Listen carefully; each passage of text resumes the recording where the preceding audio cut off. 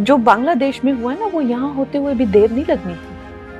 अगर हमारे इतने शीर्ष नेतृत्व जो हमारे इतने सशक्त नहीं होते। यहाँ पे जो फार्मर्स प्रोटेस्ट हुए, वहां पे लाशें लटकी थी, वहां पे रेप हो रहे थे। और जब वो किसानों के हितकारी बिल जो वापस लिए गए थे, तो पूरा देश जो है वो चौंक गया था। और वो किसान आज भी वहां बैठे हैं। उन्होंने कभी सोचा ही नहीं है बिल वापस होगा।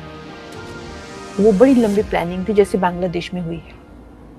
तो इस तरह के षड्यंत्र, और आपको क्या लगता है, किसानों, चाइना, अमेरिका, इस तरह की जो विदेशी जो शक्तियां हैं वो यहाँ काम कर रही हैं। और ये फिल्मी लोग हैं, इनको लगता है कि इनकी दुकान चलती रहेगी अगर देश चाहे जाए भाड़ में। ऐसा नहीं होता है। देश अगर भाड़ में जाएगा तो आप भी साथ में भाड़ में जाएंगे। ये बात जो है इनको रोज रिमाइंड करानी चाहिए।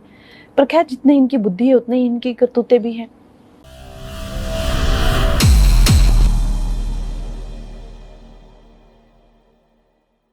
बीजेपी सांसद कंगना जी का लेटेस्ट बयान है कि किसान आंदोलन में लंबी प्लानिंग थी, बांग्लादेश जैसी, और इसके पीछे चीन, अमेरिका जैसी विदेशी शक्तियां काम कर रही हैं। क्या ये कंगना जी की निजी राय है या ये बीजेपी और सरकार का मत है? क्या बीजेपी और सरकार भी ये मानती है कि अमेरिका और चीन हमारे देश के अंदर अस्थिरता कर रहे हैं?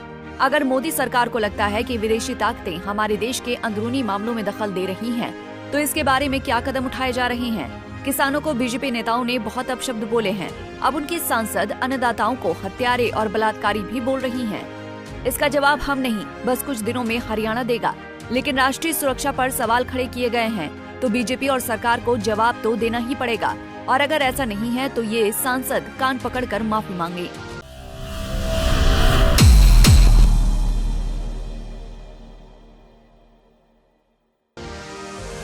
दरअसल बीजेपी सांसद कंगना रनौत अपने विवादित बयानों को लेकर अक्सर चर्चा में रहती हैं। उनके कई बयान ऐसे हैं जिस पर देश की राजनीति में खूब बवाल मचा।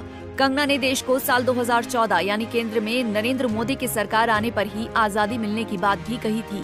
इसके बाद रनौत का किसान आंदोलन को लेकर भी विवादित बयान सामने आया था, जिसकी चर्चा सोशल मीडिया से लेकर मीडिया तक में खूब रही। कंगना को अपने इस बयान पर महिला सिपाही के गुस्से का शिकार भी चंडीगढ़ एयरपोर्ट पर होना पड़ा था।